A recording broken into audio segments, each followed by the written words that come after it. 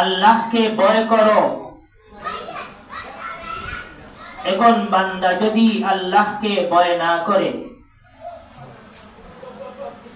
তাহলে তার অবস্থা কি? নবী করিম সাল্লাল্লাহু আলাইহি ওয়াসাল্লাম একটা হাদিসের মধ্যে বয়ান করতেছেন, সাহাবায়ে কিরাম রিদওয়ানুল্লাহি তাআলা আলাইহিম আজমাইন নবী করিম সাল্লাল্লাহু আলাইহি ওয়াসাল্লামের সামনে বসা। এমত অবস্থায় নবী করিম সাল্লাল্লাহু আলাইহি ওয়াসাল্লাম সাহাবায়ে কিরামদেরকে বলতেছেন, ও আমার সাহাবায়ে কিরাম, এমন একদিন আসবে যেদিন আমার উম্মতদেরকে বেদিন কাফির সম্প্রদায়ে কোনো গণনা করবে না, তাদেরকে কোনো ভয় করবে না।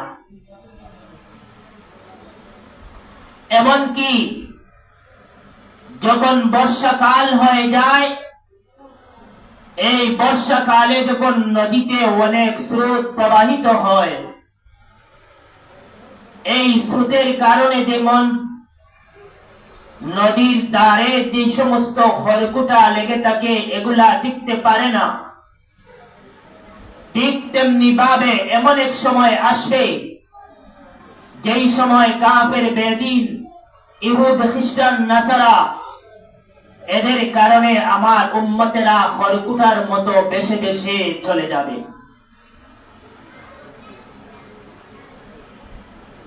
যখন নবী করিম সাল্লাল্লাহু আলাইহি ওয়াসাল্লাম একথা বললেন, সাহাবায়ে কিরাম রিদওয়ানুল্লাহি তাআলা আলাইহিম আজমাইন আশ্চর্য হয়ে গেলেন যে ইয়া রাসূলুল্লাহ, ইয়া হাবিবাল্লাহ, এই যে সময় এই অবস্থা হবে, মুসলমানের ইমানদার ব্যক্তিদের এমন অবস্থা হবে, এই সময় কি মুসলমানের সংখ্যা এত কম হবে? সাহাবায়ে কিরাম রিদওয়ানুল্লাহি তাআলা আলাইহিম আজমাইন আল্লাহ রাসূল সাল্লাল্লাহু আলাইহি ওয়াসাল্লাম কে জিজ্ঞাসা করেন, ও আল্লাহর নবী মুহাম্মদুর রাসূলুল্লাহ সাল্লাল্লাহু আলাইহি ওয়াসাল্লাম, যেই সময় আপনার উম্মতদের এমন অবস্থা হবে যে উম্মতদেরকে কাফির বেঈমানরা কোনো গণনা করবে না, কোনো হিসাব করবে না, এই সময় কি আপনার উম্মতের এত স্বল্পতা হবে? আল্লাহর নবী মুহাম্মদুর রাসূলুল্লাহ সাল্লাল্লাহু আলাইহি ওয়াসাল্লাম বলেন, ও আমার সাহাবায়ে কিরাম, না, ওই সময় আমার উম্মতের সংখ্যা হবে বর্তমান যেই উম্মতের সংখ্যা এর চেয়ে 1000 গুণ বেশি হবে। সাহাবায়ে কিরাম রিদওয়ানুল্লাহি তাআলা আলাইহিম আজমাইন বলেন, ও আল্লাহর নবী, যদি এত বিপুল পরিমাণ মুসলমান হন, তাহলে তো তারা পরাজয় বরণ করার কথা নয়, তারা তো কাফির বেঈমানদেরকে ভয় করার কথা নয়, বরং তারা বিজয়ী লাভ করার কথা। আল্লাহর নবী বলেন, ও আমার সাহাবায়ে কিরাম, ওই সমস্ত ঈমানদার লোকেরা, আখেরি জামানার আমার উম্মতেরা ওই বেদিন কাফিরদেরকে ভয় করার কারণ হলো ওই সমস্ত উম্মতেরা হবে অলস।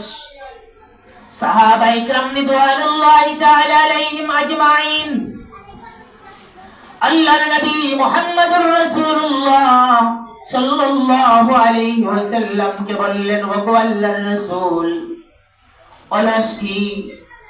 নবীজি বয়ান করতেছেন, ব্যাখ্যা দিতেছেন, ও আমার সাহাবায়ে কিরাম, এর ব্যাখ্যা হলো আমার উম্মতেরা যখন আখেরি জামানার আমার উম্মতেরা এমন অবস্থায় পড়বে, তার কারণ হলো এরা অলস হয়ে যাবে।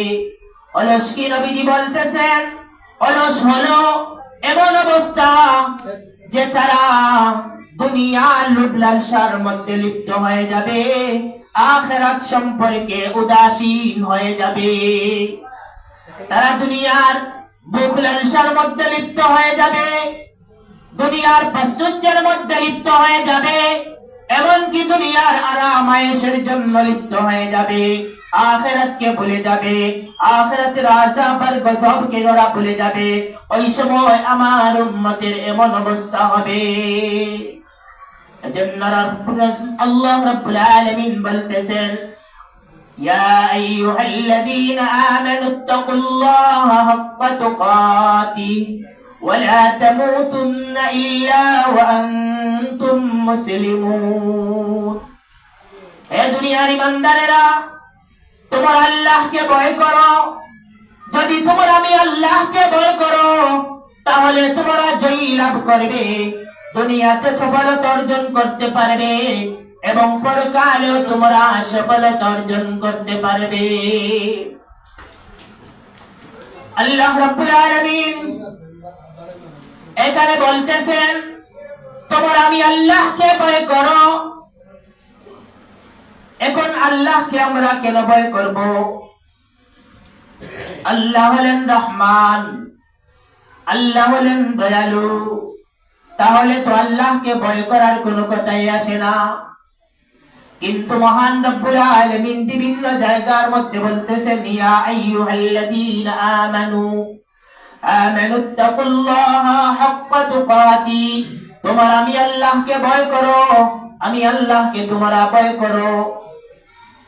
ভয় করার মতো তোমরা ভয় করো।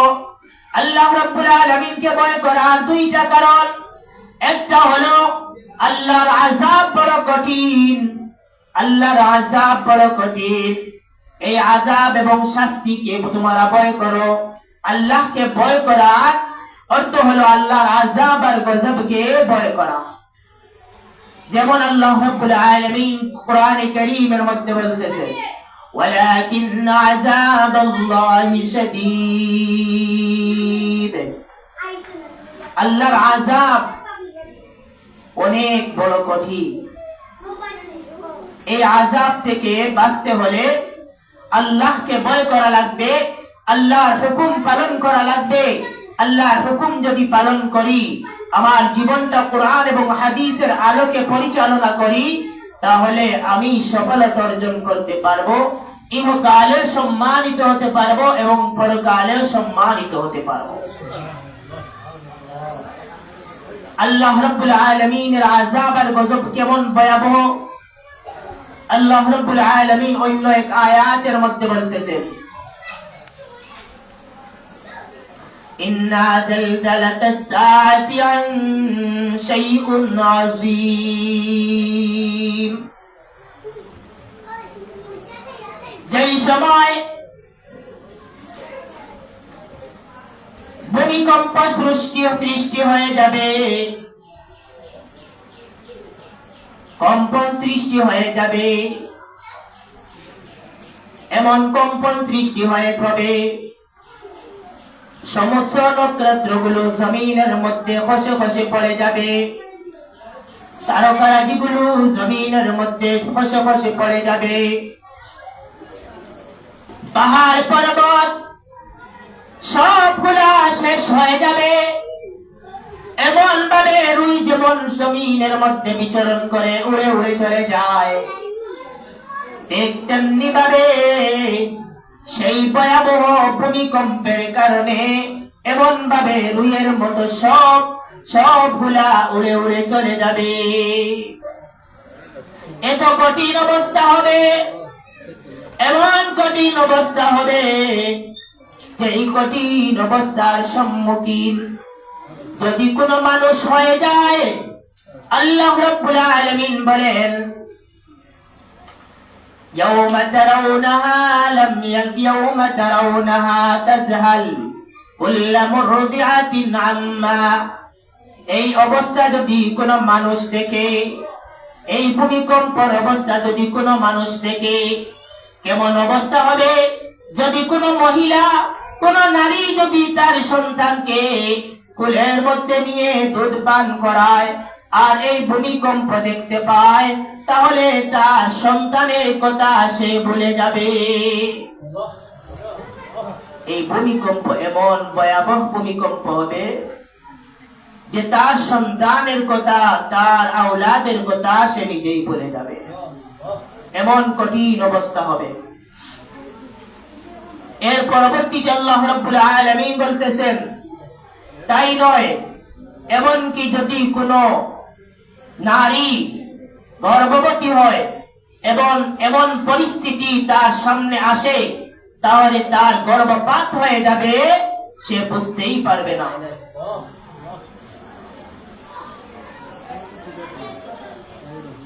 রব্বুল আলামিন তাবারক ওয়া তাআলা বলতেছেন,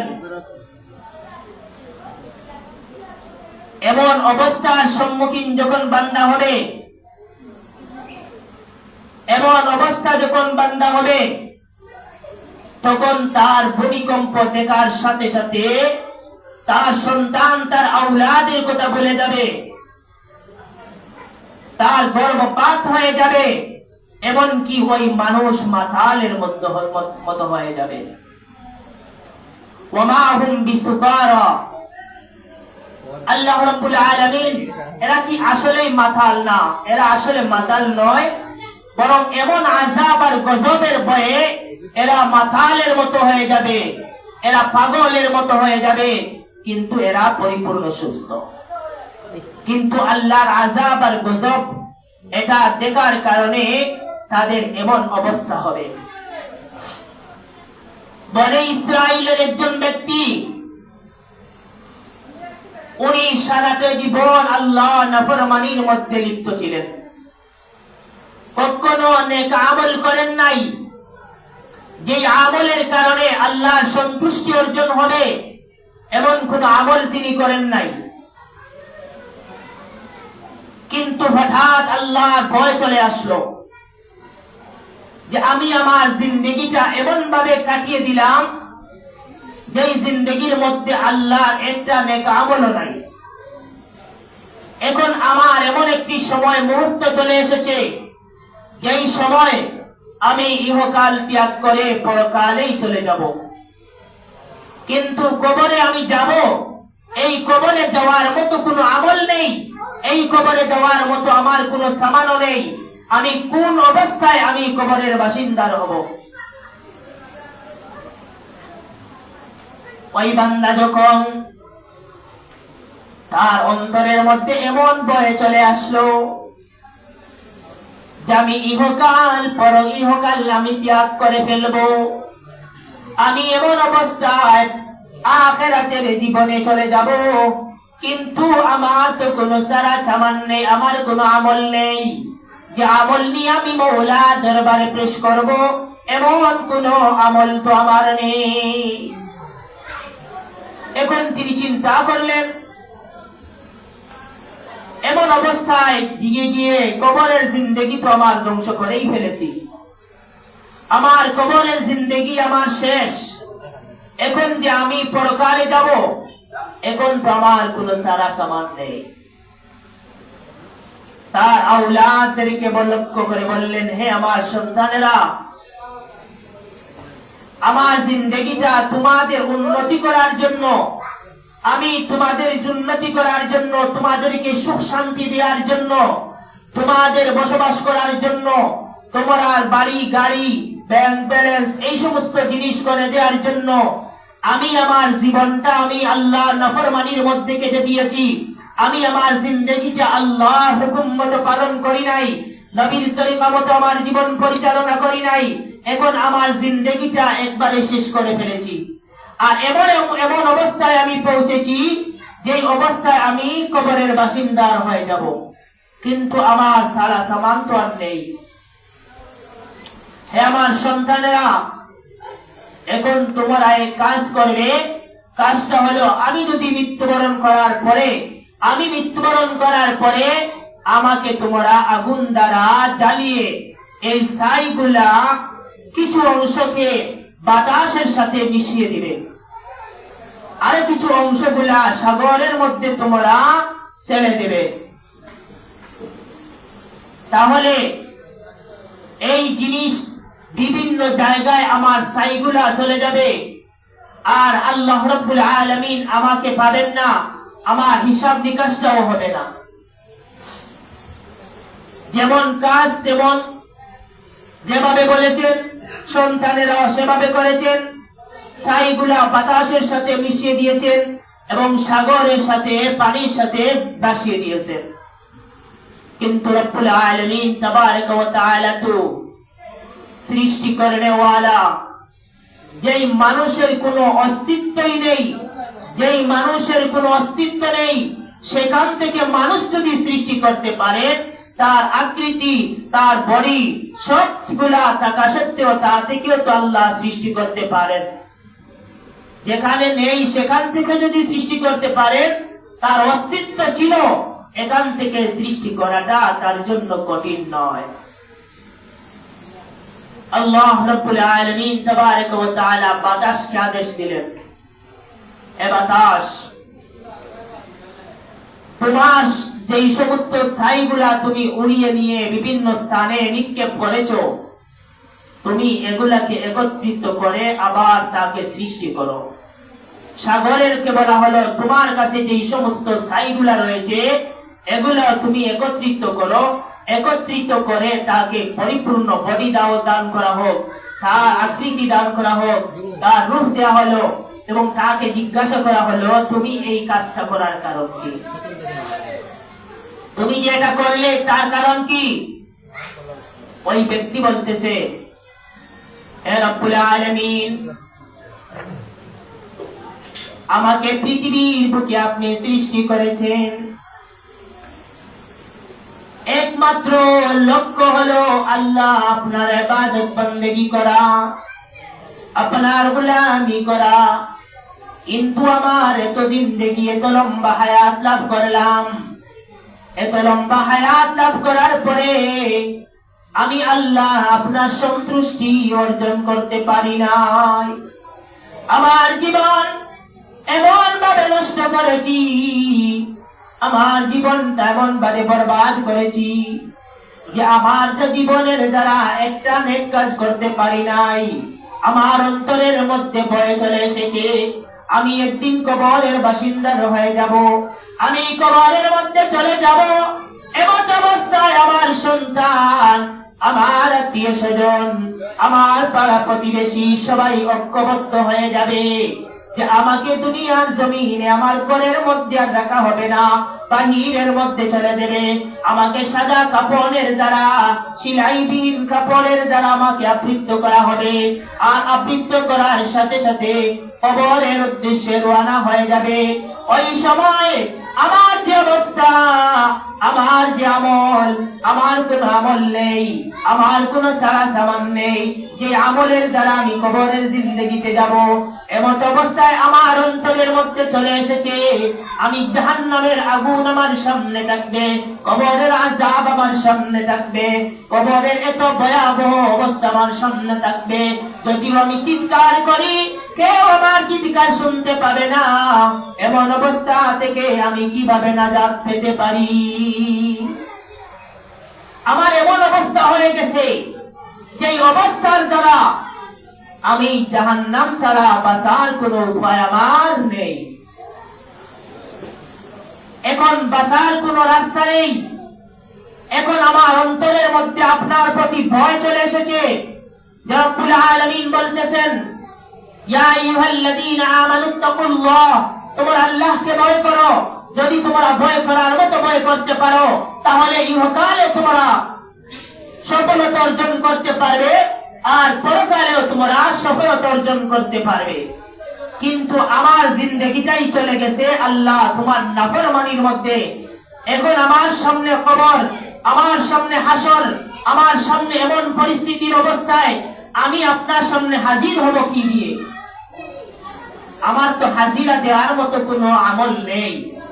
এই জন্য আমার আওলাদ, আমার সন্তানদেরকে আমি বলেছি, তোমরা যেন আমাকে জ্বালিয়ে পুড়িয়ে ছারখার করে দেও, আর আমার এই ছাইগুলা যদি বাতাসের সাথে মিশিয়ে দাও, তাহলে বিভিন্ন স্থানের মধ্যে চলে যাবে, আর সাগরের মধ্যে ফেলে দাও, সাগরের পানির দ্বারা বিভিন্ন অঞ্চলের মধ্যে চলে যাবে, আর রব্বুল আলামিন তাবারাক ওয়া তাআলা আমাকে আর পাবেন না, আমার হিসাব নিকাশটা থেকে আমি মুক্তি লাভ করব।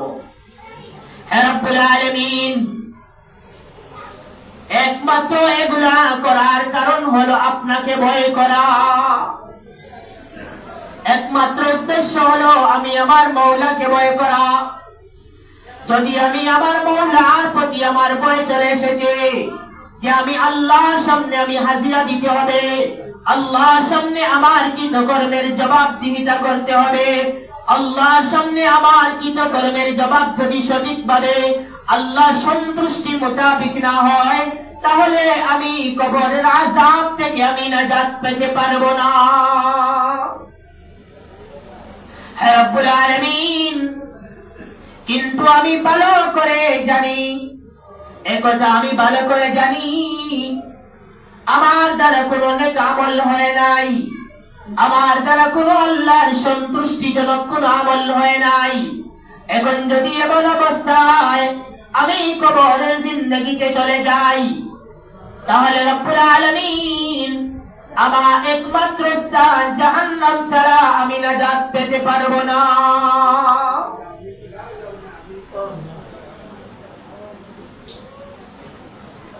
আল্লাহ রাব্বুল আলামিন তাবারাক ওয়া তাআলা এজন্য বারবার উম্মতদেরকে বলতেছেন, তোমরা আল্লাহকে ভয় করো।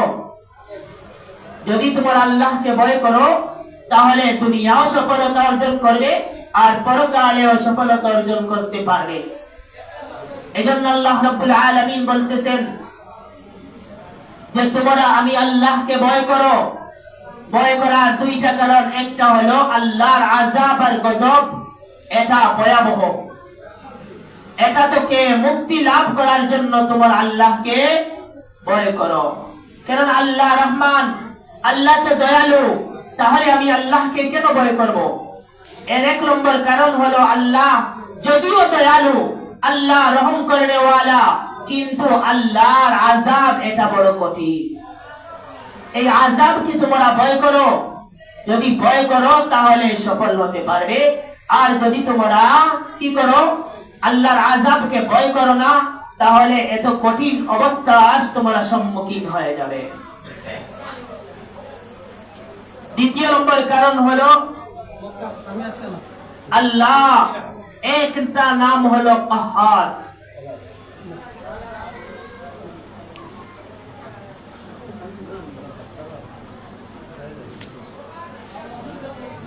আল্লাহ রাব্বুল আলামিন তাবারাক ওয়া তাআলার আরেকটা নাম হলো কাহ্হার। একটা নাম হলো রহমান আর আরেকটা নাম হলো কাহ্হার। যেমন আল্লাহ রাব্বুল আলামিন দয়ালু, যেমন আল্লাহ রাব্বুল আলামিন দয়ালু, ঠিক তেমনি ভাবে আরেকটা নাম আল্লাহর হলো কাহ্হার, মহারাগে রাগান্বিত। একটা প্রথম নম্বর হলো আল্লাহর ভয় করার কারণ হলো আল্লাহর আযাব, এটা বড় ভয়ঙ্কর। দ্বিতীয় নম্বর হলো আল্লাহর একটা নাম হলো কাহ্হার, মহারাগে রাগান্বিত। এই কারণে তোমরা আল্লাহকে ভয় করো, যেমন আল্লাহ রহমান, কিন্তু তার পাশাপাশি আরেকটা নাম হলো কাহ্হার। এজন্য তোমরা আল্লাহকে ভয় করো। হাশরের ময়দানে ইসরাফিল আলাইহিস সালাতু ওয়াস সালাম যখন সিংহায় ফুঁক দিবেন, ফুঁক দেওয়ার কারণে সমস্ত মানুষ হাশরের ময়দানে যখন একত্রিত হবে, তখন রব্বুল আলামিন তাবারাক ওয়া তাআলা বান্দাদের সামনে বলবেন, লিমানিল মুলকুল ইয়াউম, আজকের রাজত্বটা কার? তখন কোন বাদশার জবাব দেওয়ার কোন সাহস হবে না, কোন ওলি কামিল এদের জবাব দেওয়ার সাহস হবে না, কোন বুজুর্গ এদের জবাব দেওয়ার কোন সাহস হবে না, নবী রাসূল এদের কোন সাহস হবে না। রব্বুল আলামিন তাবারাক ওয়া তাআলা তাদের সামনে বলবেন, লিমানিল মুলকুল ইয়াউম, আজকের রাজত্বটা কার? এটা কেন বলবেন? যেই সমস্ত মানুষ এই ক্ষণস্থায়ী দুনিয়াটা লাভ করার সাথে সাথে তার জীবনটা আল্লাহর নাফরমানির মধ্যে কাটিয়ে দিয়েছে, এমনকি আনা রাব্বুকুমুল আ'লা বলে সম্বোধন করেছে, এই সমস্ত মানুষের সামনে আল্লাহ রাব্বুল আলামিন তাবারাকা ওয়া তাআলা হাশরের মাঠে বলবেন, লিমানিল মুলকুল ইয়াউম, আজকের রাজত্ব কার, আজকের বাদশাহী কার? এই সমস্ত যখন হুঙ্কার দিবেন, তখন কোন মানুষের সাহস হবে না যে আমি এটার জবাব দেওয়ার, কোন পয়গম্বরের হবে না এটা জবাব দেওয়ার, ওলিয়া উলিয়ার হবে না জবাব দেওয়ার, কোন বাদশার হবে না জবাব দেওয়ার, সাহস হবে না। আল্লাহ রাব্বুল আলামিন তাবারাকা ওয়া তাআলা নিজেই জবাব দেবেন, লিল্লাহিল ওয়াহিদিল কাহ্হার। আজকের এই রাজত্বটা কার? আল্লাহ। এজন্য রব্বুল আলামিন তাবারাকা ওয়া তাআলা এক নাম হলো কাহ্হার। যদি এক নাম হয় রহমান, তাহলে আরেকটা নাম হলো আল্লাহর কাহ্হার।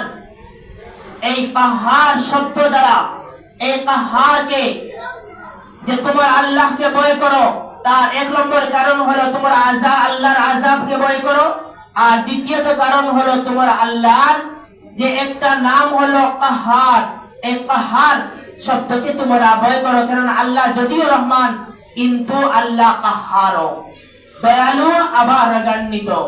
অতএব তোমার আল্লাহকে ভয় করো। হাশরের ময়দানে কোন সমস্ত মানুষের জন্য আল্লাহ রহমান হবেন, আর কিছু সংখ্যক মানুষের জন্য আল্লাহ রাব্বুল আলামিন কাহ্হার হবেন। যেই সমস্ত মানুষ আল্লাহর দেওয়া বিধান মতো তার জীবন পরিচালনা করেছে, আল্লাহর দেওয়া জীবন বিধান তার নফসের মতো তার জীবন পরিচালনা করে নাই, আল্লাহ কোরআন দিয়েছেন, কোরআনের মুওয়াফিক তার জীবন পরিচালনা করেছে, আল্লাহর তরিকা মতো জীবন পরিচালনা করেছে, নবীর তরিকা মতো তার জীবন পরিচালনা করেছে, ওই সমস্ত মানুষের জন্য আল্লাহ হবেন রহমান। আর এই সমস্ত মানুষ তার জীবনকে নাফরমানির দ্বারা নাফরমানি করেছে, আল্লাহ নাফরমানির জীবন কাটিয়ে দিয়েছে, ওই সমস্ত মানুষের জন্য আল্লাহ হবেন কাহ্হার। এজন্য আল্লাহ রাব্বুল আলামিন তাবারাকা ওয়া তাআলা কোরআনে কারীমের মধ্যে বলতেছেন, ইয়া আইয়ুহাল্লাযীনা আমানুত্তাকুল্লাহা হাক্কা তুকাতিহি ওয়া লা তামুতুন্না ইল্লা ওয়া আনতুম মুসলিমুন। তোমরা আল্লাহকে ভয় করো। যদি তোমরা আল্লাহকে ভয় করতে পারো, তাহলে তোমরা ইহকালেও সফল হতে পারবে, আর পরকালেও তোমরা সফলতা অর্জন করতে পারবে। আল্লাহ রাব্বুল আলামিন তাবারাকা ওয়া তাআলা আমাদের প্রত্যেককে সঠিকভাবে দ্বীন ইসলামের উপর চলার তৌফিক দান করুন। আমিন ওয়া আখিরু দাওয়ানা আলহামদুলিল্লাহ।